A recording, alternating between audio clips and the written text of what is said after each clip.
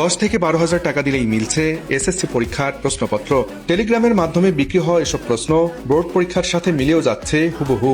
Facebook ও টেলিগ্রামের বিভিন্ন private গ্রুপে এসএসসি প্রশ্ন বিক্রির বিজ্ঞাপন দেওয়া শুরু করে চক্রটি। গ্রুপে যুক্ত করে এক করা হয় শিক্ষার্থীদের, সেখান থেকেই বাছাই করে যুক্ত করে নেওয়া হয় টেলিগ্রামের আরেকটি সিক্রেট গ্রুপে।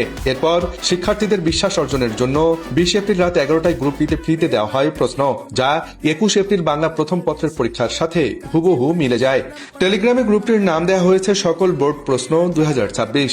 এছাড়া পেমেন্টের জন্য রয়েছে বোর্ড ভিত্তিক ভিন্ন ভিন্ন গ্রুপ। বিশেষজ্ঞরা বলছেন, এখনই এই চক্রকে রুখে দিয়ে প্রশ্ন ফাঁস বন্ধ করা না গেলে এর নেতিবাচক প্রভাব পড়বে ভবিষ্যৎ শিক্ষা ব্যবস্থায়।